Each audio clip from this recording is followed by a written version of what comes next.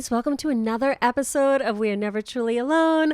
I am Tiffany Rice, your favorite spirit medium, and today I have my good friend Jessica DeAngio on. She is from MsFortune Ministries. She is amazing. Birth charts. I want to talk birth charts because there's so much to learn about the signs, and I know a lot of my friends want to know about what does birth charts entail. Okay. So welcome, Jess. How are you? Good. How are you? Thank you for having me. Birth charts. Okay. So let me ask you one thing. Okay. Let's just start off the bat. I'm an Aries. Oh, so God. can you do my birth chart by me just telling you that I'm an Aries? No, not really. So you can tell me where your sun sign is, and the sun is absolutely a very important piece of the puzzle, but it's one piece of a very big puzzle. And I've met lots of people. I actually charted a woman just yesterday whose other things can be going on in the natal chart that negate the sun, right? Or kind of like cast a shadow over the sun. So I meet people all the time who say like, oh, I'm a Leo, but I'm a weird Leo because every time I read about Leo, it says I'm supposed to be outgoing. I'm supposed to be kind of like the life of the party, and I'm not like that. I'm very introverted. And ultimately, I'll look at their chart and I'll find out that they have like a sign like Scorpio or Pisces rising, right? So it really mutes that sun, right? That sun sign. So you have to look at everything all together. I can definitely, if you tell me you're an Aries, there are things that I can say about you that will be true across the board for all Aries, but it'll be a very superficial read. I have to be able to see everything. Okay, so wait, let's get back to basics for a minute. So sun sign, that is like I was born March 23rd. Yes. So that means I'm an Aries. Right. Right? Yep. So the sun was traveling through the sign of Aries at the time of your birth. The sun signs don't vary very much from year to year. So we can tell by the month that you were born and the date what your sun sign's going to be. So the sun sign would be certain traits that I have. The sun represents our spirit, our purpose, our kind of our overall presentation. I always say that the sun sign is kind of who we objectively are, the face that we're not really afraid to show to the world, as opposed to the moon sign, which is more about that inner world, that subjective view that we have of ourselves and our emotional body. Okay, so wait a minute. So if I came to you for a birth chart, what type of information would you need? Because now I'm hearing we're more than just one sign. Oh, we are so much more than one sign. Yes. And this is one of the things I think that turns people off from astrology is that they don't realize how vast it actually is. And so they get, they kind of get freaked out about the depth of the rabbit hole of it, right? So in order to cast a birth chart, I need very simply the birth day, the birth time, and the location of the birth. And it's all, automated online now. So people used to, for centuries, cast charts by hand based on like charts and graphs. It's called the ephemeris. Of how the planets move and how quickly they move and whatnot, but now it's just instant kind of type it in, birth chart comes up, and it looks like hieroglyphics to most people, but it essentially gives me a front row seat to everything about a person. Oh my gosh. Yeah. Okay, so we have the sun sign, and then we have, what are the other two signs? So all 12 of the signs are involved, right? Because the whole sky was present at the time that you were born. And you can have planets in all 12 of the signs. We call the sun, the moon, and the rising the big three, right? So I always say to clients that you can't really get a feel for a personality unless you have a grasp on the big three, what they are, how they relate to each other or don't relate to each other, as the case may be, right? Because all three of those positions are basically at work 100% of the time. The rest of the planets, right? You have your personal planets, Mercury, Venus, Mars, you have the outer planets. They all matter, and they'll matter to different degrees depending on what your birth chart looks like. But those are energies that we kind of can like pick up and put down at will, whereas the sun, moon, and rising are at play pretty much all the time. So you have to understand all three of them to really get like, what makes a person tick. Okay, so, but that makes so much more sense because I have other friends that are Aries that are just a little bit different. Right. And I'm like, why would you handle it? I'm so fiery, I'm going to handle it this way. And why would you handle it this way? Right. But when she did her birth chart, there was Pisces involved. Yes. And yeah. so she's I was gonna like, move like completely opposite because you have Virgo rising, right? yeah, so I'm Aries double Virgo. Yep. Oh, I know. Yeah, I know, you know. I've seen your chart, girl. I know what you're dealing But with. say if somebody had like Aries as their sun sign and then Pisces as another one of their signs, Yeah. like conflict, I run into the fire and I am very confrontational. But if someone had the Pisces in their chart, Much more shy presentation. Yeah, the way that they move through the world is going to be very, very introverted. An Aries with Virgo rising wants to fix things now, right? There's literally that's like me. it's there's no practicing the pause when you have that combination. Everything needs to be. hence when you got here, I was like, let's do errands. I have stuff. Yes, right now, right? Like every single second of the day is scheduled, and there's like very Right. little, but some Aries with a Pisces rising is very sensitive, has much fewer defenses than a Virgo, and they are kind of Pisces rising people are. They're bleeding out energetically like pretty much 100% of the time, and so they have to move through life in a very cautious, careful way to preserve their energy. Whereas Virgo just doesn't have that consideration. So yeah, you're going to have, you can have two people who were born in the same hospital on the same exact day, several hours apart. One has, one rising sign, one has another, and that will be enough to completely change the personality presentation. Well, that's going to lead me into a quick question is what if you have twins? What if you have twins? Well, so the thing about twins is that two things come into play here. One is there will be a slight variation on the rising because the rising sign is based on the rotation of the earth. So even twins that are only like a minute or so apart, there will be that tiny little shift in space-time that will account for like a little variation in the rising. The sign will be the same, but the degree will be slightly off. The other thing that comes into play with twins is it's the whole idea of nature, nurture, and free will, right? So you have two people who essentially have the exact same birth chart, but once they are born into this experience, they have free will to shape their life the way that they want to. And so they can exercise that free will to kind of make life is like a choose your own adventure. Right. And astrology essentially gives you the map, but you can get to the end of the map however the hell you want.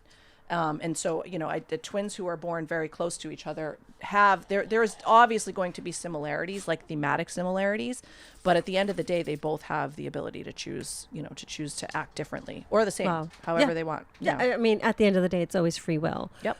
Yeah. Free will definitely is like, is I think takes precedence over. I actually just did a video on this not too long ago because I get that question a lot where it's like, well, so you believe that the stars just totally dictate everything? And I'm like, well, no, I don't. Like, I actually believe it's a constant interplay between free will and, the stars the astrology gives you like, okay, these are the options, but your free will, you exercise it one way and the universe stands at the ready to kind of like open up a whole new path based on what you just chose. Right. And you can take it back or you could go the other way. I mean, it's just, boop, boop, boop. It's bigger than any one brain can really kind of imagine, I think. So why would it be like this stuff just blows my mind and Yeah, I absolutely love it. And I always come to you, especially when I have something going on in my life. I'm like, Jess, tell me more about this. Why am I like this? Exactly. So I'm going to ask, like, why would they need to know all three of their signs? Like, we already went over the sun and then we have the moon. What is the moon? The moon is so important. So the moon is our fastest mover around the zodiac. Whereas the sun takes an entire year to make its way all the way around 12 signs, the moon makes that trip in 29 days. So you will know, like you said, I'm born on March 23rd, right? So anybody who's born on March 23rd is going to be an Aries sun. But depending on what year you were born, your moon could be absolutely anywhere. Anywhere. Mine happened to be in Virgo. Right. So what happens is, your moon sign represents, like I said, that subjective view that you have of yourself, right? I always get them confused. Yes. Okay. So the moon is how I see myself from the inside. The sun is how I present myself on the outside. So it's moon is how I see myself. Sun is how other people see me. Both of those things are you, right? And they meet somewhere in the middle. But some people have sun moon combinations where that meeting is really harsh or tense. Other people have that, that presentation where it's like, their sun and their moon just vibe. And so what you see is what you get with them. Whereas other people have like a lot of emotional torture going on, right? This is why you see things like social anxiety, right? Because a person has a view of themselves on the inside that does not match their lived experience because, they're like, well, I thought I was being really sensitive, but this person's telling me I was a jerk or whatever. And it's like, I just, I don't understand, where is this disconnect? Astrology will tell you why you have that disconnect, right? It's because you see yourself one way, but everyone else sees you a completely different way. And so it's up to you to try to bridge that gap, or at the very least understand why that gap exists. So quick question. And since you've done my birth chart so many times, I'll be the guinea pig, but just so people understand. We should have it handy. We should. But just so people understand. So like, and you are my friend, so you know me well, and you're very honest. So with my sun, people would perceive me as an Aries. How? Just like a couple traits. Aries are typically very bold, very passionate, very forthright. There's not a lot of foresight, right? It's very kind of what you see is what you get. Yeah. Aries they don't spend time calculating like, I need to do this, I need to do that. They kind of just act. Right. They get a, they're motivated to do something and they just do it. They kind of think about consequences later, if at all.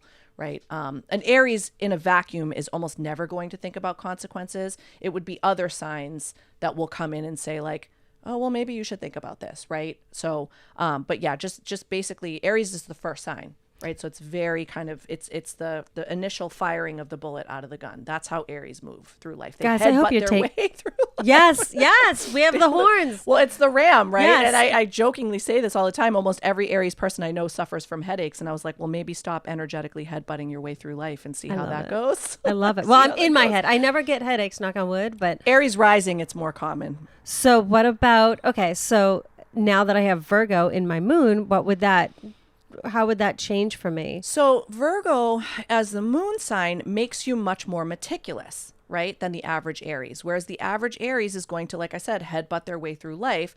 Virgo is really about scheduling and health and wellness and adulting, right? Virgo doesn't ever act impulsively. They always want to know, like, okay, where am I going? How can I make this the most efficient? Okay. How can I fix this, right? And so what you have with that combination, and I have a similar type of combination in my chart where I have a sun and moon that are in very disparate signs. They do not know how to communicate with each other. And I went through a large portion of my life where I was constantly feeling misunderstood, unseen, unheard, and I could not for the life of me figure out why that was until I realized, like, oh, it's because I have this view of myself and everyone else perceives me this way. And so now I can kind of compensate or at least understand when there's a misunderstanding. I'm like, okay, this is probably where this person's getting lost, right? You have a very similar thing going on where internally you view yourself as somebody who is very like meticulous and anxiety prone, right? Like you will have an absolute fit if things are not going the way that they need to go. Yes. Whereas the Aries is just like, okay, let's just go, right? And so you have this constant tension between both of those where it's like on the one hand, you want things to be completely organized and you're very perfectionist. And on the other hand, you're just like, let's just barrel through and see what happens. Absolutely. Yeah.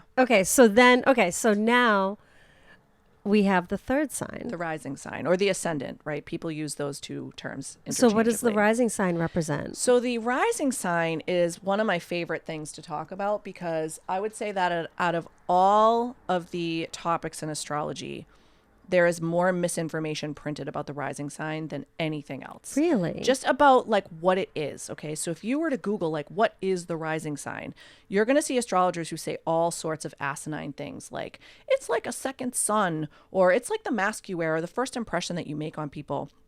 And, I can't tell if these astrologers don't know what it is or if they think it's too woo, right? And so they don't want to put it out there. But ancients believed that the sign and degree that was rising over the eastern horizon at the moment of birth is physically where your soul entered your body. Ooh. Yeah, it's real. It's super spiritual, right? And it like gives me chills to even think about it. And so there's this idea that the soul kind of chooses its adventure, right? It picks out like, okay, that's the fetus, that's the baby that I'm going to ultimately inhabit. But it's not until that baby is actually born into its own space-time that the soul can safely infuse itself. And that is what the rising sign is.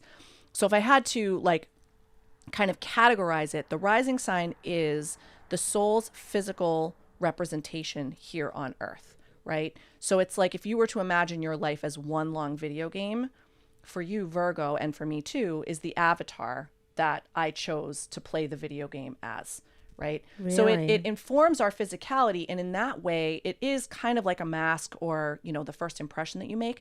My beef with people who categorize it like that, though, is that when you say something like that, the assumption is, well, okay, if it's just a mask, then eventually, after I've known you for a while, your Virgo rising is just going to fall away. It's not going to matter anymore. And exactly the opposite is true, right? Like your Virgo rising, my Virgo rising is the physical shell that I use, like the meat suit that my soul walks around in. And so every single thing that I do energetically is colored by the sign of Virgo. Everything from the second I'm born till the second I die. You can never separate the rising sign out from any of the other signs. So it's like you're not just an Aries. You're an Aries with Virgo rising. And you said it, you hit on it yourself when you said earlier, like, you know, I have an Aries friend who has Pisces rising. Why does she move through life so differently? Well, because her meat suit is way more sensitive than yours, right? She's not concerned with structure and precision and fixing things, right? She's just trying to get through a day because Pisces is like, you know, but it, you know, so that's really it. The rising sign, like I said, is it really does kind of represent the, you know, the put it this way, the word incarnate literally means to enter the meat suit, right? And that is what, you know, that is basically what the rising sign is all about. It's that physicality that your soul has taken on, you know, to get around in this physical existence. So do you think in my situation, that's why I enjoy doing the podcast, to help enlighten people, because Virgo is a teacher? Yes. Virgo is very, very articulate, wants to teach, wants to speak, is a Mercury ruled sign, right? So they're all about information gathering, curating, giving it out to other people. We love to write. We love to talk. We'll have different mediums that we're good at, or, you know, whatever. But ultimately, I've never met a Virgo that doesn't want to impart information to other people, or at the very least, like help other people, you know, kind of get their stuff together. That's very much the sign of Virgo. So to sum it up, I am an aggressive, articulate, full of information type of person. Slightly neurotic also. Oh, shit. Yeah. You forgot the neuroticism that comes along with Virgo. Okay, so can you no explain judgment, because a I'm little also bit of the Virgo neuroticism? rising. What would that entail? What does that so mean? I mean, so I hit on it before with the shadow Mercury side's coming out. You guys, I hope you have your pen and paper to take notes, because this is going to be a very informative. Well, again, Jess is part Virgo too. I am very much a Virgo. This is going to be I'm like a walking encyclopedia of useless knowledge. Write it down. And we're going to talk about the houses too. Oh yeah. So yeah, okay. We'll get there. Okay. So neuroticism. Yeah. So I mean, I say that kind of tongue in cheek and jokingly, and also with no judgment, because I have the same rising sign as you. So it's like takes one to know one, right? We are Mercury ruled, right? So Mercury, again, the moon is the fastest mover, but Mercury is he's up there, right? And so he is very much concerned with, again, information gathering, kind of speeding through life and getting things done. And he rules our thought process, the way we think, the way we speak, the way we move through life from point A to point B, literally and figuratively, right? He rules transportation. And so having that as the chart ruler, because we're Virgo rising people, means that we move through life very quickly. Like oh my gosh, I feel like everybody's slow around us. Yes. Like they move totally, slow, right? And everything is just like, and it no tests your patience. patience, right? Yeah. To have to, and especially with you with the Aries, because Aries is definitely known for being impatient also. Oh, it's so you have bad. like a double dose of it. I have a slightly higher tolerance for people's crap, but only slightly, right? Because that Virgo in me wants everything to just, it's like the way that our brains work is that we can see bigger picture, what it takes to get from point A to point B in the most efficient way. And the sad reality is that people who don't have heavy Virgo cannot see that the way that we do. And so it's really tough, because it gets you into that realm of like wanting other people to be able to see things the way that you do. And having to come to a place of acceptance about the fact that they don't, right? So that can be perceived by others as neuroticism, and really, like, for us, it's just like, no, I just want to help you. It always comes from a place of love. right? I always say that. Yeah, it does. It totally does. And I have to, with my kids especially, like I have to check it every now and again, because you got to let people make their own mistakes, right? You have to let people kind of find their own way. And there's no sign that struggles with that more than Virgo does, because it's like, you said it before, like, just let me, it's just easier if I do it, right? Like, and as soon as you said it, I was like, we need to put that on a t-shirt, like hashtag Virgo. It's just easier if I do it, right? Like that's, you know, that's it in a nutshell. That's exactly Virgo energy. Exactly. Yeah. And I don't even mean to, but I'm like, I'll just do it. I'll just do it. Yeah. Yeah. Yeah. Because you know, I mean, and the sad reality is that you will do it better than the other people too, right? I know. Because it's like, I mean, I have this problem with my kids with the dishes. You know, I'm like, I want to give them chores, but I know I'm just going to walk around the house and do them over again. Right. After they do them, because they're not going to do them as good as I can do them, right? And it's just so stupid, because I'm like, I'm missing out on an opportunity to like teach my kids responsibility, right? Because I'm being neurotic, right? Like I'm being that Virgo that can't let go of the perfectionism of like, you missed a spot on that plate, right? Like, come on, it's, you know, it's, we have a really tough time with that. It makes so much sense. My friend Mark, who's on this show all the time, he's like, we always talk about, like, he's Virgo as well. His sun sign is Virgo. Yeah. And I think he has Scorpio and Aquarius, I think. Oh, that's fun. Yeah, I can speak to the Virgo Aquarius combo is like as neurotic as you can get. Oh my gosh. All right. So it's really important to get a birth chart reading done, because you really get to learn so much. So to sum it up, the sun sign is how I see, or how other people see me. Okay. So sun sign is how other people see you. Mm-hmm. The moon sign is how I see myself. And the rising sign is the pretty little package that all of that craziness walks around in and acts through. Okay. Yeah. I always kind of, another metaphor that I use for it is the whole idea of like feelings lead to thoughts and thoughts lead to actions, right? It's a cognitive behavioral therapy model. The moon represents our feelings. The sun represents that ego piece, right? The way that we process those feelings and think about them. And the rising sign rules how we ultimately act based on those feelings. Ooh, I love it. And it goes do, just like that. So if it's an easier way to conceptualize kind of how the moon, sun, and rising interact with each other. You know, the moon is where it starts. The feeling bubbles up. The sun is where it goes, right, to kind of be processed, possibly, right? Because there is the whole subconscious and unconscious where things are not processed, and then we still behave ultimately, right? So the rising sign is where everything ends. It's where we kind of go to like act out the feeling. Whether we've processed it through the consciousness in the middle depends, right? Ideally we are, but there's plenty of human behavior that is driven by subconscious stuff that never actually makes it through the sun. So, but that's a topic for a totally different time. Oh my gosh, we have so much. This is why this is going to be, guys, a 2-part series, because there's so much to talk about. So much. And I know all my listeners love this stuff. Nice. And I'm always so basic, and I tell people, you guys got to go see my friend Jess. Yeah. So when you get a birth chart reading, so you're going to get those 3 signs. You're going to find out what those 3 signs are, so you get to know a little bit more about yourself and so forth. But I'm also wondering, now we have houses, right? So there's 12 houses, correct? The 12 houses correspond with the 12 signs of the zodiac. And this is part of the birth chart reading too. Yes. Yep. Yeah, okay, we talk about all of it. What are these houses? Like, what is this all about? So I will say that the house system probably confuses people more than any other, besides the rising sign, which is generally easily like explained, right? Once somebody actually sits down and tells you, the houses trip people up so much. So much. Because so much. Out of 100 birth chart readings, because that's another quick question. How often should people get a birth chart reading? Tough to answer, right? Because it depends on what you're coming for. If you want just a basic knowledge of your chart and what sits in it, you really only need to come once or twice, like, so that I can like kind of make sure we have enough time to go through all of it. And then it's basically done, because the birth chart is fixed at birth, right? Obviously. And so there's only so much that you can say about it. Once you've exhausted it and kind of like broken it down, it never changes. People come to me more frequently than that, because once they've gotten a handle on the birth chart, they fall down the rabbit hole of transits, which is this idea that like, okay, you know, you're awesome, but the sun and the stars didn't stop moving just because you were born, right? Everything continues to cycle. And so when we look at the basic birth chart, we're seeing the energy field that you were born into, which shapes your personality. But if we continue to look at how the planets have patterned and moved around your chart as you've grown up into it, into adulthood and beyond, we can see the energy patterns that you move through as you go through life. So we can see like, okay, is this a good time for a new job? Is this a good time for a new relationship? Are you going through a lucky spell? Are you going through a depression? You can see everything, right? Like This literally. is why I love this. Okay. Everything. So, because I like to come more than once a year. Oh, yeah. And especially, Yeah, we see you a lot around these parts. We see you a lot. Yes, Yep. yes.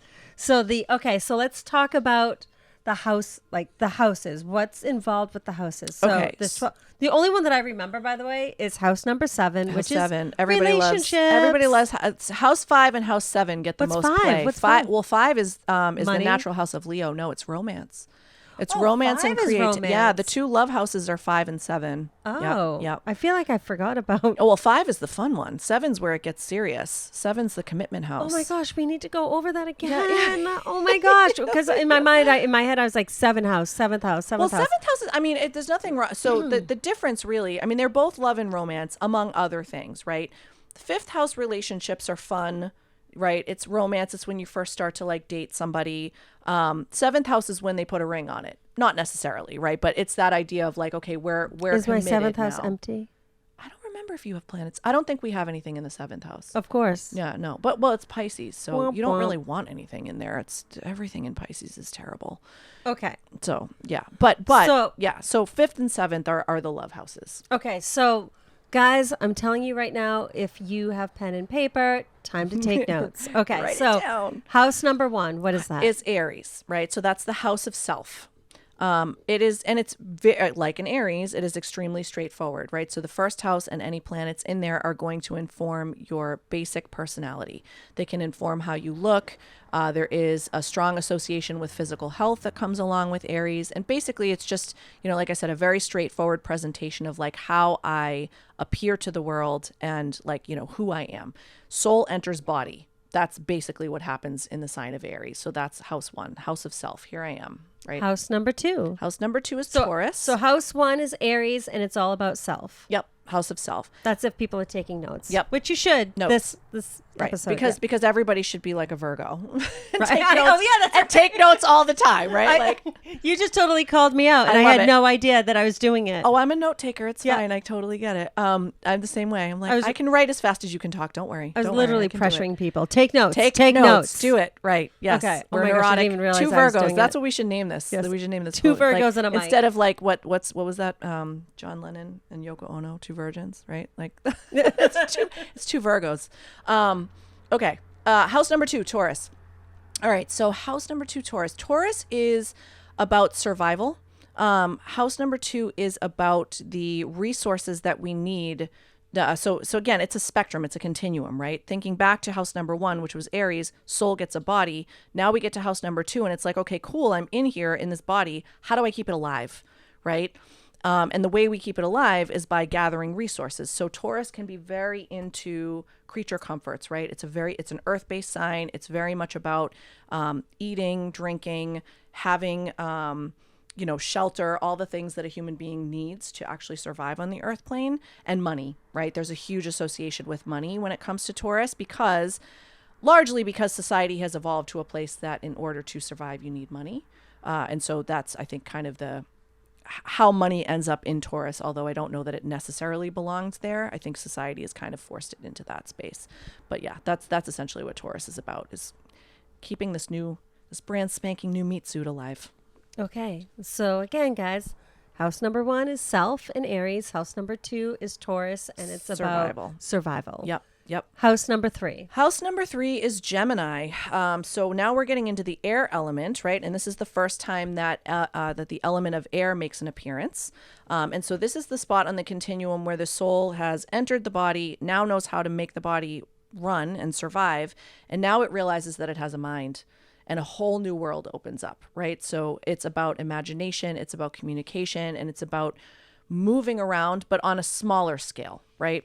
So we're kind of learning and information gathering in our immediate environment. That's essentially, I mean, there's so much that can be said about Gemini, but if I were to have to like distill it down to the smallest common denominator, like that's it. It's really just about like the monkey mind, right? The first time that I realized like, oh, I can think, I can communicate. I have all of these, these air sign traits that come along for everybody.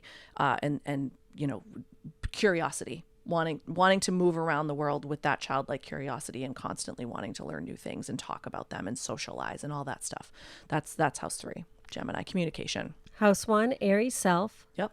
House 2, Taurus, nurturing. Survival. House 3, Gemini, Communication. communication. Yeah. Among other things. It's hard to put one word on it, but I would say if there's going to be one word, it's communication for Gemini. For Gemini. Okay. And is that also how you communicate with other people or no? Yeah. Oh, yeah. Oh, okay. Yeah. Communication, just it's all of it. It's very rudimentary, right? Okay. Like I said, you keep in mind too, like there's 4 elements. Yep. They all make 3 appearances within the 12 houses. And these first 4 houses are the first time that each one shows up. So they're basic, right? Okay. They're the kind of the smallest versions. Oh, makes so much sense. Yeah. So what about number 4? House number 4. Cancer, everyone's Ooh. favorite. So Cancer, again, the first time that the water element shows up. House number 4 is about feelings. So this is the first time that the soul realizes that it has an emotional body, that it has feelings. And Cancer's a tough one, right? So the 4th house is actually super important because this is where we find the next angle, right? The first angle of the chart starts at Aries. It's that house of self, right? Soul enters body. The 4th house cusp, which starts Cancer, it's called the Imum Coeli, which in Latin means bottom of the sky. So the 4th house is down at the bottom of the chart, and it really does represent the foundation, right? The emotional foundation of a person. It speaks very much to the childhood experience and all of the emotional imprinting that we receive as children, for better or worse, which then carries us through the rest of our lives. So it's basically where our shadow is born in the 4th house, and our ability to kind of cope emotionally or not, right, as the case may be, with, kind of with life and how everything comes back to that original emotional blueprint. All of that blueprinting goes on in Cancer. Wow. Yeah, it's miserable. Wow. It's extremely sensitive. It's also where intuition lives, right? Like, again, water, the association with water is emotion and intuition. So all of the water signs are supremely intuitive, but Cancer is that rudimentary kind of like, okay, this is where empathy is born, right? This is where those intuitive gifts first start, is in Cancer. And your ability to kind of nurture them as you go, right? Because we know trauma, kids who experience a lot of trauma get cut off from their intuition from a very early age. And as an adult, it's about kind of reverse engineering for them. Like, okay, you're making decisions based on, trauma informed behavioral patterns, as opposed to, going with your gut and really like digging into your intuition. And some people lose the ability to do that because of the 4th house experience that they had in Cancer, because they were so traumatized as children. So it's fascinating. So much. Like, again, I could say so much about these houses. So here's the one thing, just a quick question, because I talk about trauma openly. I talk about my adoption openly. Yeah. So, but I'm really, really intuitive. Mm-hmm. But yet I was adopted. Yeah. So with that, well, it's the thing is we're all free will, right? Well, we're all traumatized magicians, Yeah. right? And what I find is that what separates the men from the boys, if you will, in terms of intuitive and intuition, is really your ability to deal with the trauma and your ability to work with the shadow and to integrate those pieces, right? We lose a lot of ourselves in childhood, like during that Cancer phase of life, which everybody goes through, right? We're talking about period of time before adolescence. So very, very young childhood. And, you have a choice. You can grow up and continue to kind of say like, oh, I was a victim of my circumstances, in which case your intuition may never activate. Or you can go on to try to heal, in which case, you can reconnect to your intuition. Your gifts are not just intuitive, right? You also have other things going on in the chart that allow you to connect. Because we're talking more about like gut feeling intuition as opposed to like actual download stuff like you receive. I mean, there are other planets that play in your chart that help you to be able to do that. Not everybody can do what we do, but everybody has some intuitive foundation that they can tap into, and it really just is a question of, first and foremost, do you believe in it? Because that's the first thing is that I meet so many people who just genuinely don't believe that intuition and psychic, whatever you want to call it, that it's real. Right. Well, if you don't believe it's real, then it won't ever be real in your experience. Period. Right. If you can get over that hump and believe it, then the next step is, okay, let's figure out, your trauma so that you can reintegrate those parts of yourself that you discarded as a child because they didn't please your caregivers or whatever. Right. It's bringing that fully integrated self into adulthood that helps people to connect with their intuition. Oh my gosh, my mind, I love this. Okay, so the first house is Aries and self. And I'm going to just keep on repeating because one, repeating, and notes, but everybody's taking notes. The first one is Aries and self. The second one is Taurus and survival. Yep. The third one is Gemini and communication. Boop, boop, boop. The fourth one is Cancer. Feelings. And feelings. Yeah. It's all about the feelings. Feelings and intuition. Right. So, okay. So now, fifth house. Now we get to the fun part, right? Ooh, I like fun. One of everybody's favorite signs, Leo. Fifth house is Leo. Leo. I know, fucking Leos. Oh, I love me some Leos. They are, they're like the sun. It's the only sign that's ruled by the sun. And Leos, when they walk into the room, man, every single person's head, like a sunflower, turns to them. It's like uncanny the way it happens. Leo is the sign. The fifth house refers to that part of life where we really start to differentiate, right? So we're talking about, we're past childhood, we're into adolescence, we're into kind of those early to late teenage years, and we are starting to individuate and say like, okay, this is who I am, right? I'm creative, I am playful, right? I have my own identity, I'm unique. The ego starts to develop at this point, right? So up until we get to the fifth house, children for the most part are moon sign dominant, right? Because their ego hasn't developed yet. That ego development starts in earnest in the fifth house. So this is when the sun sign really starts to take over the birth chart. The sun sign's always present. It's not like you don't, your sun sign's not irrelevant in the beginning of life, but it's not really driving the bus the way that the moon is. And that switch from moon to sun really starts to happen in Leo as a person gets older and they're like, okay, they start to individuate. They start to separate from their identity from the parents. They really start to kind of like strike out on their own. So fun, games, romance, play, pleasure, right? That's all the province of Leo. Creativity, all of it. So that's why when we talk about the fifth house, that's the romance. Romance. Right. Yes. Well, and if you think about it too, like this is when it coincides temporally with puberty, right? And it's when kids start to like first have those romantic feelings for other people, right? So that's what I mean when I say it's different from the seventh house, because seventh house love is more mature. Fifth house love can graduate to seventh house love, right? But there's, but seventh house relationships, not all fifth house relationships go the distance. All seventh house relationships start as a fifth house, right? So there's a question over whether they graduate or not. I still need to do my chart again. Yeah. Oh God. You're like, girl, I talked to you on Monday. I literally have done your chart 3 times and that since the new year. No, I'm kidding. Oh, well. Okay. So maybe only two. So the first house is Aries self. Yep. Second house is Taurus survival. Yep. Third house is Gemini communication. Yep. Fourth house is Cancer feelings. Yep. Fifth house is Leo. Fun and romance and woohoo. Yeah. We're just having a good time. I want when we get to Leo. I want me some fifth house I want me energy. some Leo. Yeah, it's good. All right. It is. It's good. So the sixth house. Virgo.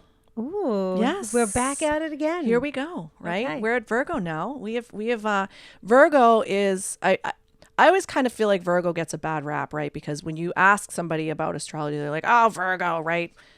Nitpicky Virgo, critical Virgo, judgmental Virgo. And it's like, yeah, y'all fucking wish you had right the ability to adult the way that we do. We naturally come in knowing how to handle our stuff. Right. And a lot of people don't, right? They don't. And so you can always tell people who haven't got their Virgo lessons because they glom onto people like us to help them with oh my gosh, literally everything. Maybe that's my problem. Well, it's probably one of them.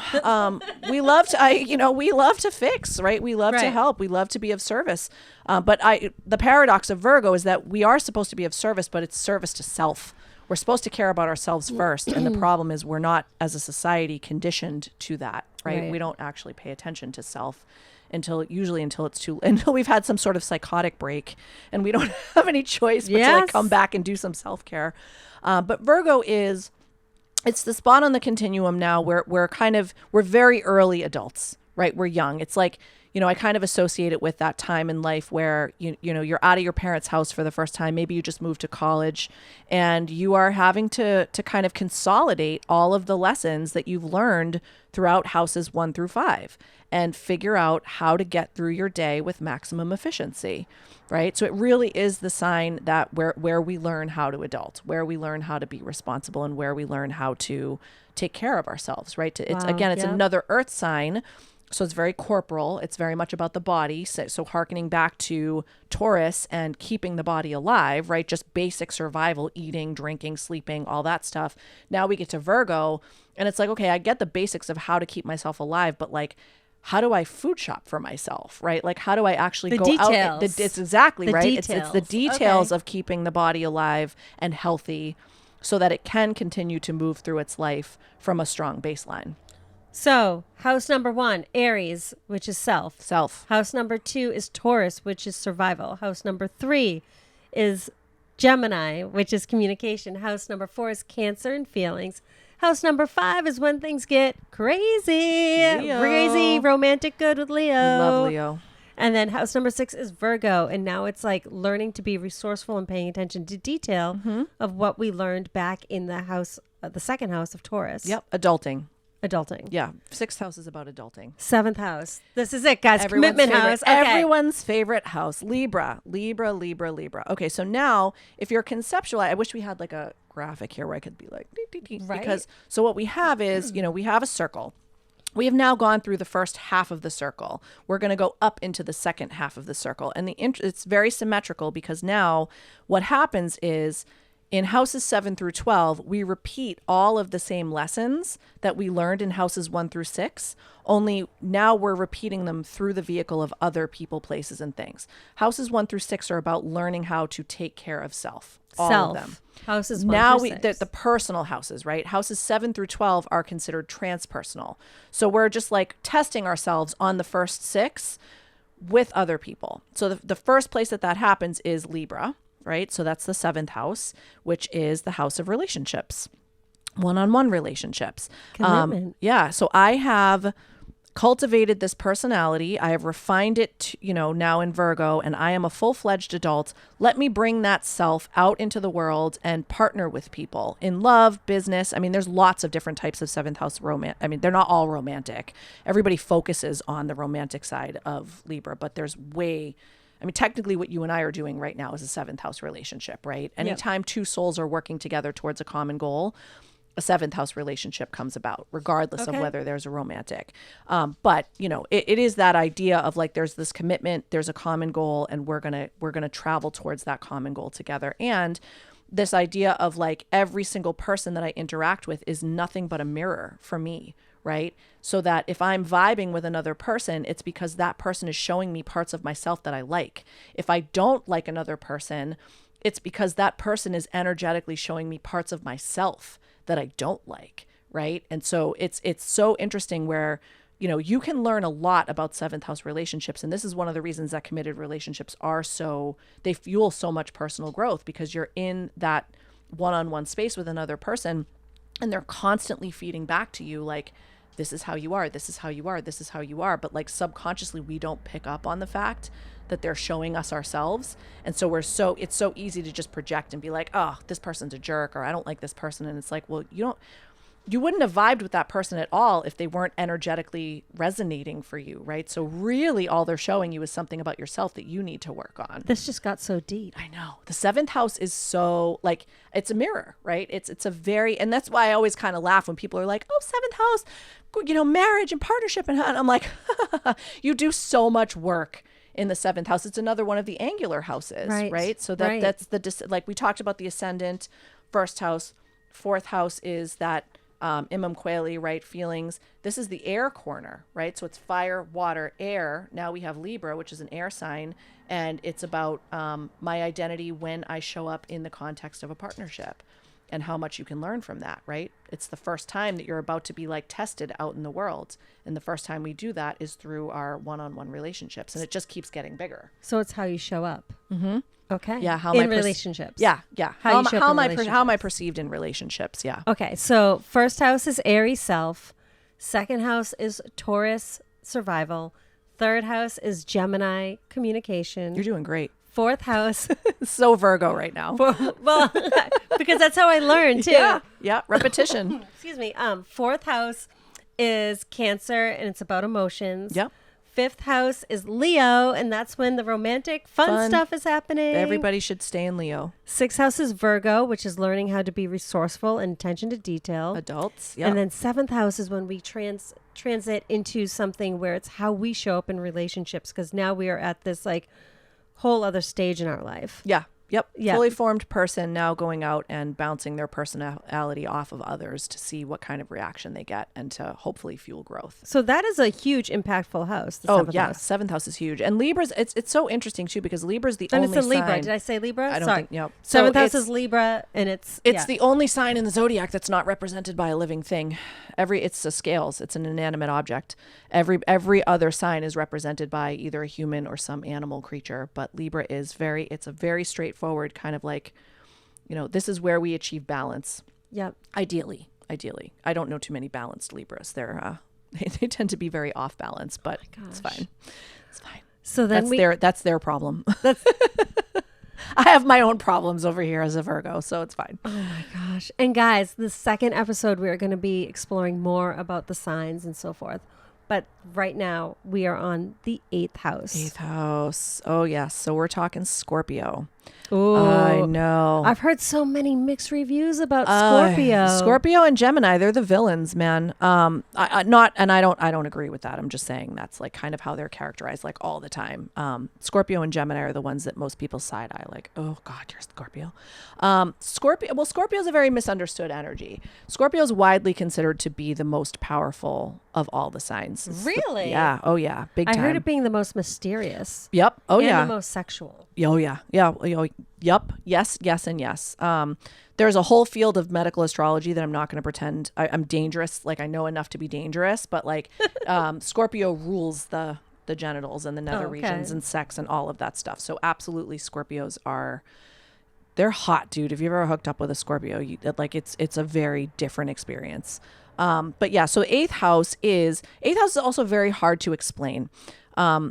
Again, kind of playing off this idea that it's a continuum and every house, they jokingly say that like the job of every house is to kind of fix the bullshit from the house immediately preceding. So in the 7th house in Libra, we were committing and creating partnerships. By the time we get to Scorpio, that partnership is now giving birth to things, right? Ooh. So it's this idea that once you've created a one-on-one relationship, that relationship takes on a life of its own, and there's a whole identity that's like involved in that relationship. All right. So Scorpio is a water sign.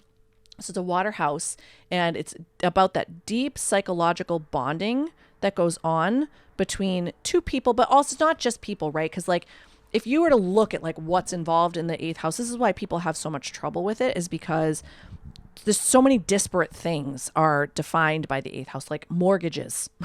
Like fall it right. Womp womp. I know, right? Like it's like sex and mortgages, right? Like could you possibly get like a more ridiculous kind of gamut?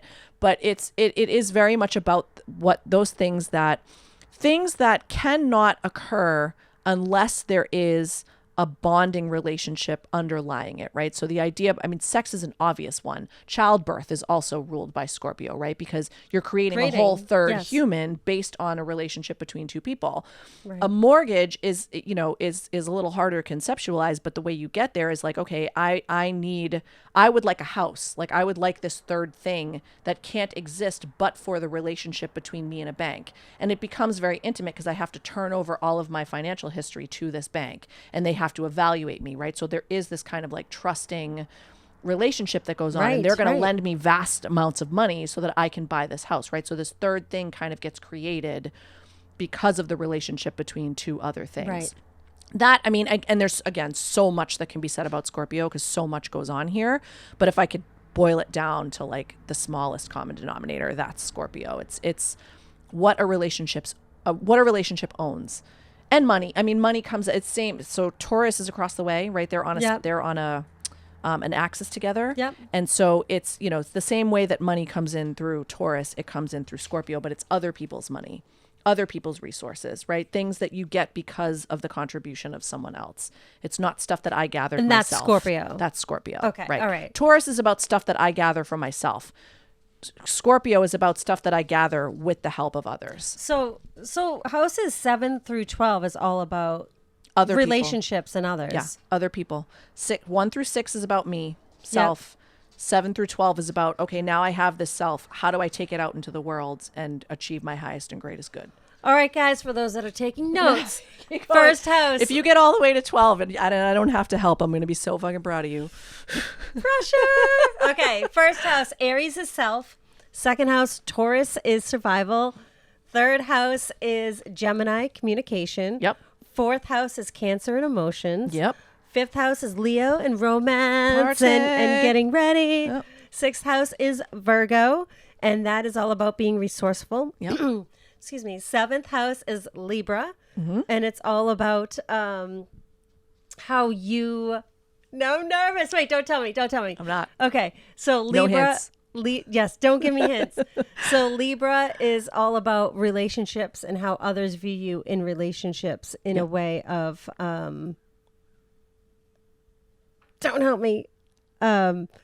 My Virgo's going nuts right now. I know, because my brain's like, do. I just want to fix it. Yes, okay, so Libra is about how you view others' lives. It's partnership. Partnership. Oh, I'm so close. It's partnership. Yes, I was so close. There's one word. It's partnership. Just partnership. Okay, so now I'll remember that.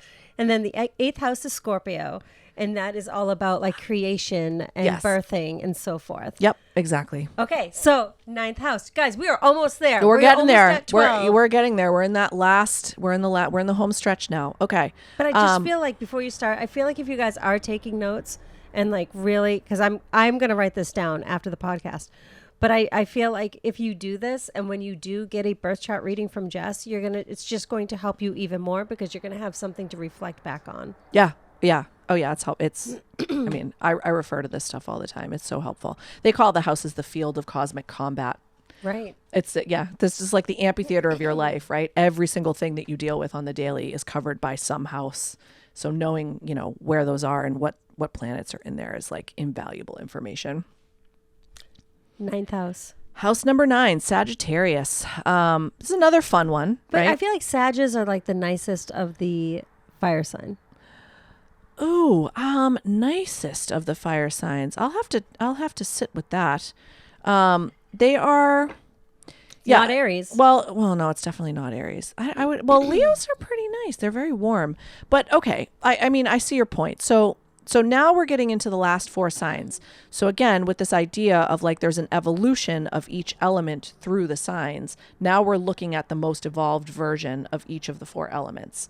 So Sag is as evolved as fire gets, which is, we'll see. I mean, I love me some Sag. Don't get me wrong. But so Sag in the 9th house is about, again, we're on that axis with Gemini, right? And if you can always refer back to the first 6 houses to get a feel for like foundationally what the house above is going to be about, right? Okay. So on the Gemini side, we were about learning, only it was rudimentary learning, right? Neighborhood learning that's like very, very basic. By the time we get up to house number 9, Sag is very much about higher mind learning, right?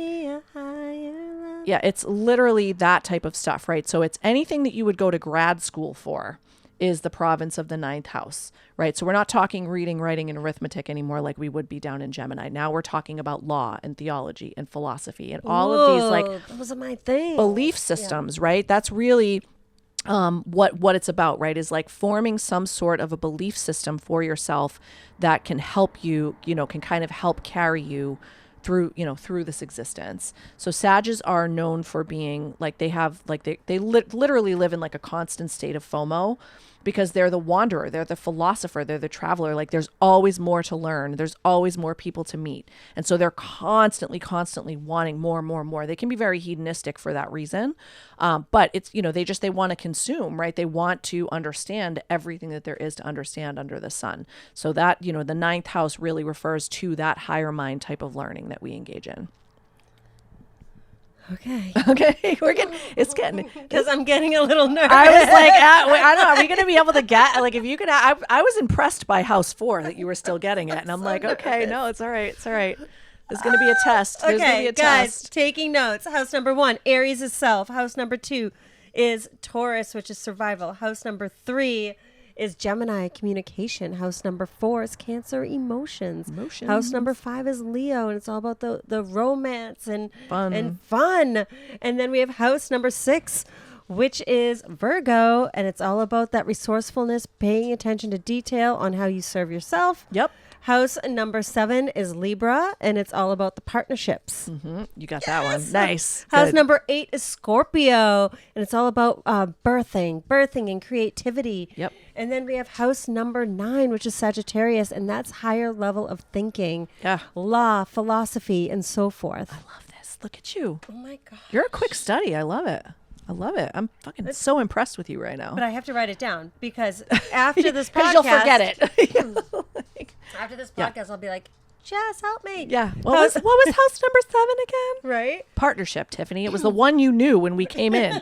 But I always, again, no matter how many times I've gotten my birth chart done, I always have a hard part with like more than just the sun sign and the houses. Mm-hmm. So moving right along, house number 10. House number 10, Capricorn. Okay. So again, we are now in the earth element and the highest and greatest that the earth element can achieve. Capricorn and the 10th house is about the patriarchy and the structures that we build to support society. We don't fuck around in the 10th house. It is a very ambitious place.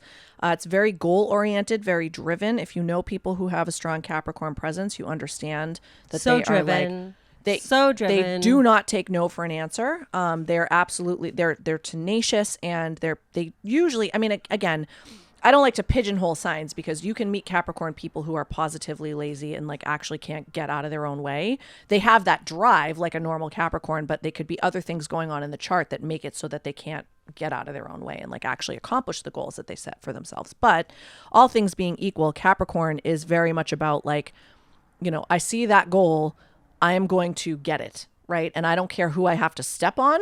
I don't care what I have to do, right? Like I don't care how long it takes. I am going to reach that goal. So the structures that we build as a society to make sure that we can all achieve our highest and greatest, that's really what Capricorn's all about. And I know my personal friends that have Capricorn in their signs are so successful. Business-wise. Yeah, they do very, very well. They do very, very well. And Capricorn, it's funny because I'll chart children who have Capricorn like strong in their chart, and they just come in responsible. It's like, you have like a 4-year-old CEO walking around, and it's he's a double Capricorn. Like shocking, right? Like they just know, right? Like they just kind of get it. The Capricorns are really the masters of the earth realm. They understand the art of manifestation and making things happen. And so it's like, just get out of their way. Like let them do what they're going to do. Right. Because they're also, they have a reputation for being somewhat ruthless because they just understand, like, again, similar to Virgo, similar to Taurus, right? They're like, I have this body, I know how to take care of it, and I know how to provide for it in the highest and greatest possible way. Just let me do it, because once they do it, all things being equal, they're happy to share, right? They're totally fine with like being like, okay, like I've just built this beautiful structure, everybody climb up on, like let's have fun, right? But you got to kind of let them get through their process because they're laser focused on their goals. Absolutely. Yeah. Absolutely. Okay, so guys, house number 1 is Aries and self. House number 2 is Taurus and survival. House number 3 is Gemini, communication. House number 4 is Cancer and emotions. House number 5 is Leo and romance and la la la. All the fun. All the fun. All House the pleasure. number 6 is you can't Virgo. forget. I was like, Virgo. you can't forget this one. House number 6 is Virgo, and it's about paying attention to detail and resourcefulness. House number 7 is Leo. Excuse me. House number Other L. Yes, The other L. Libra. Yeah. I knew it though. And it's all about partnerships. So Yep. Libra is about partnerships and commitment. And then we have house number 8 is Scorpio, and it's all about that birthing and creativity. House number 9 is Sagittarius, and it's about that higher level of thinking. You know, whether you're in philosophy, law, and so forth. House number 10 is Capricorn, the patriarch of the signs, and it's Yep. all about that laser focus. So we come down to house number 11. We're getting close, guys. We have 2 more houses. My personal House favorite. number 11. My personal favorite, Aquarius. This is the dawning of the age of Aquarius. I am surrounded by so many Aquariuses. Yeah, we're fucking Virgos everywhere. and Aquariuses We're are right. everywhere. We are everywhere. We're awesome. If I do say so myself. Well, I feel like Aquarius are just kind of chill vibes and do their own thing. Yeah. The yeah. most independent of all the signs. Totally. Absolutely. Yeah, you cannot box us in. We're just not. We just won't. We won't. So again, okay, so kind of like building, because we're building a whole damn society here. That is what Aquarius stands for, right? It's society. And it is the society that is built off of the structure that Capricorn has created. Ooh, right? I like, okay. Yeah. So Capricorn is in there kind of building up all of these structures to support society. And Aquarius is where we go. It's the marketplace of ideas, right? It's it's clubs, it's markets, it's socializing. It's the most evolved version of air.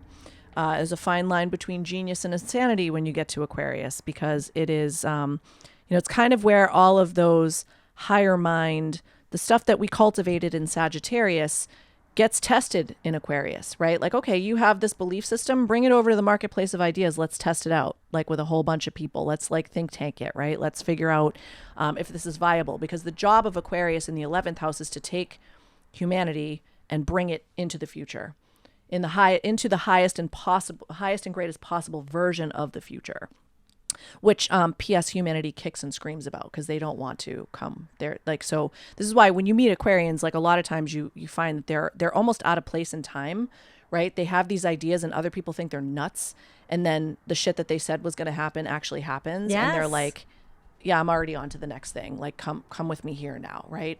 Because that's what we do as Aquarians, is we're like the beacons. We're like, okay, you got to come this way, right? Come this way now. This is how society needs to move. And, and everybody follows eventually, right? Eventually. So it's Capricorn structure, Aquarius society, 11th house society. Yeah. Okay, so guys, first house, Aries, is self. Second house is Taurus, which is survival. Third house is Gemini, communication.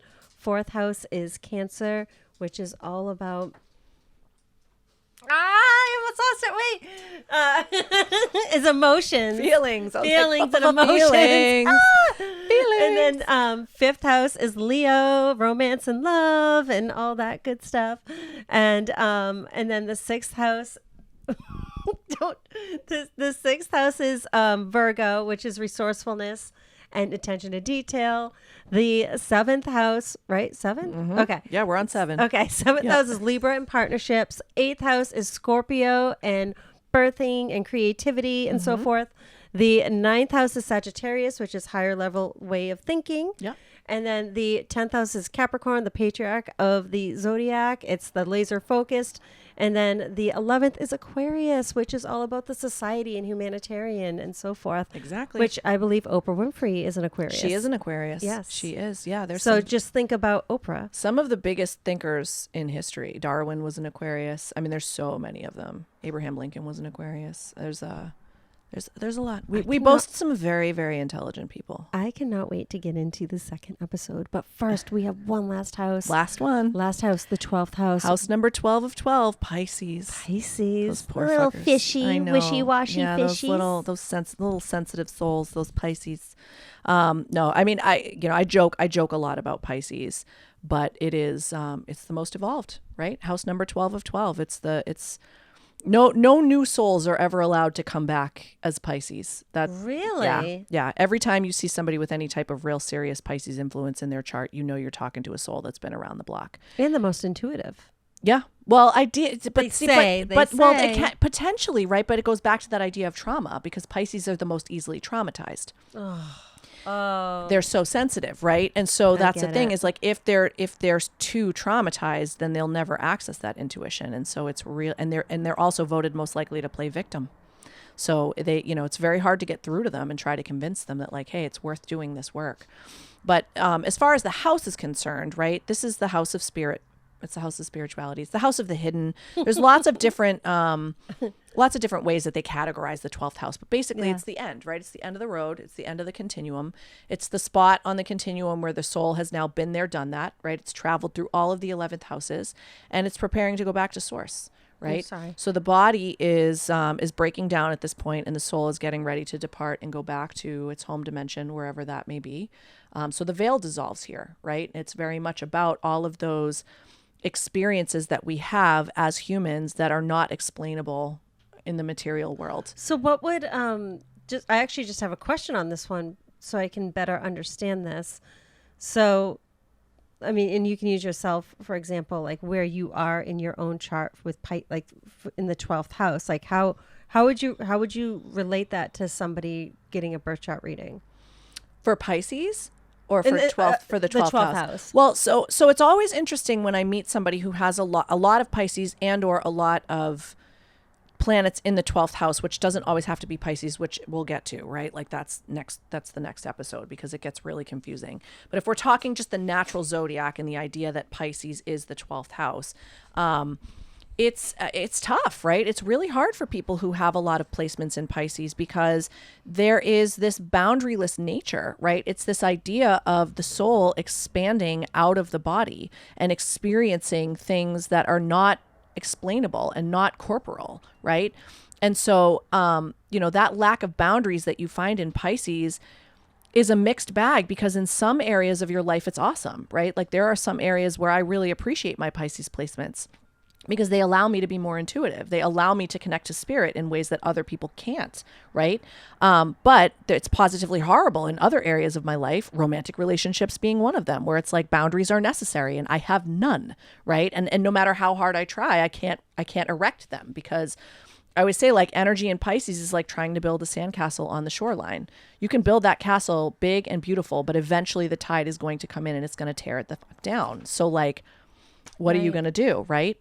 So it's, the 12th house is tough.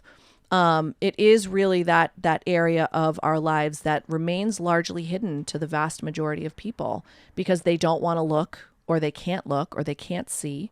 Major life lessons? Major life lessons in the 12th house are, it all depends on how willing you are to dig into your shadow. Ooh. This is where the shadow lives, right? So I always kind of say, again, we're water element, right? So now we're talking about Pisces is and the 12th house is the most evolved of all the signs, but it's also, more nuanced, the most evolved of the water signs, right? So if you have had an existence where you have neglected your emotional body for the entirety of your life, your 12th house rules things like addiction and alcoholism and escapism, right? So this is why this is shadow self. Exactly, work. right? Yeah. So it's like this is why you find people who are, fully grown adults who are drinking themselves to death or drugging to death or, constantly involved in toxic abusive relationships over and over again because it's an escape from self. They cannot deal with the human that they've cultivated. And so they just go to Pisces basically to die, right? They never, ever get a handle on that emotional body that is so crucial. And then, then you have people who are willing to do the work, who are willing to dig into their traumas and who are willing to kind of look at all of those shadowy things so that they can achieve some mastery of the emotional body and thereby have a, I guess like I'm trying to think of what the word is, like a more quality experience of the 12th house in this life, right? Everybody experiences the 12th house during the course of their life, right? I mean, certainly when you die, you're in the 12th house, right? Death, that's it, right? That's the finality of it. Mm-hmm. But if you've cultivated your emotional body, then you experience the 12th house. We experience the 12th house every day. Every time a spirit comes through, you're experiencing the 12th house, right? That's where they live. That's where they are. They're right on the other side, right? And some of us can hear it but most people can't. So 12th house is my favorite. The house of the hidden. Okay. And shadow. and right? the shadow. Yep. All right. We're Okay. going to do this. Here This we- is here it. we This go, is the guys. final exam. Everybody taking notes. Tiffany's First final. house. First house. Aries, self. Yes. Second house. Second house. Taurus, survival. Yep. Third house is Gemini, communication. Yep. Fourth house is Cancer, emotions. Emotions. Okay. Fifth house is Leo, and it's all about the romance. Fun, creativity, pleasure. Sixth house is Virgo, and it's about attention to detail and resourcefulness. Mm-hmm. The seventh house is Libra, partnerships. Yes. The eighth house is Scorpio, and birthing and creativity and so forth. And then we have the ninth house is Sagittarius, Yep. higher level way of thinking. Mm-hmm. Okay. And then we have the 10th house, which is Capricorn, which is the patriarch, laser focused sign.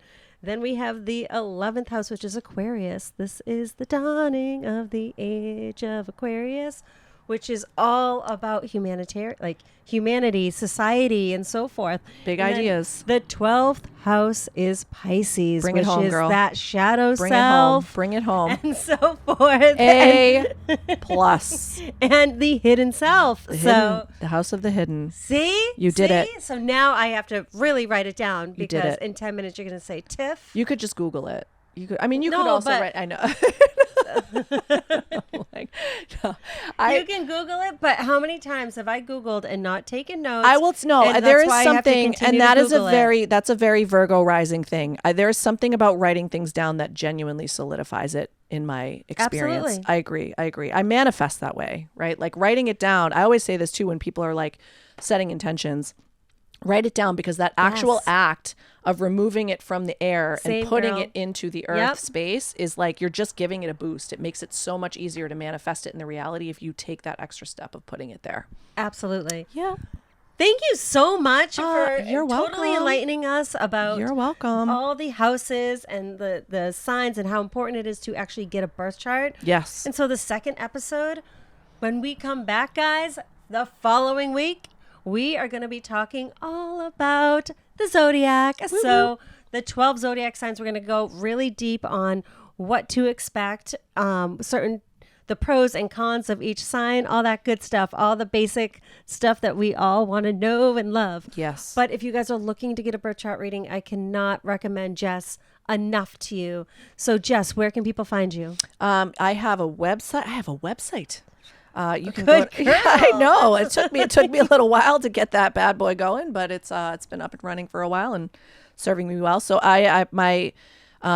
my business, if you will, is called MsFortune Ministries. So you can find me at MsFortuneMinistries.com. And that is the easiest way to reach me. I'm also What on about the social socials. media? Okay, so on the social. what social media Oh is yeah, yours? that social media stuff. Because Ugh. I feel like everybody is on social media these It is. days. I know. I have such a love-hate relationship with social media. #Aquarius problems. So at MsFortune Ministries on Facebook and Instagram and technically on TikTok, although I don't really play there as much as I should. So you can reach me through any of those channels and I will receive it. Oh, I love this so much. Yeah. Thank you so much for being Thank on. you. Thank you. And guys, go get your birth chart reading. It's so much more than just your daily horoscope. It is. So, all right, guys, thank you.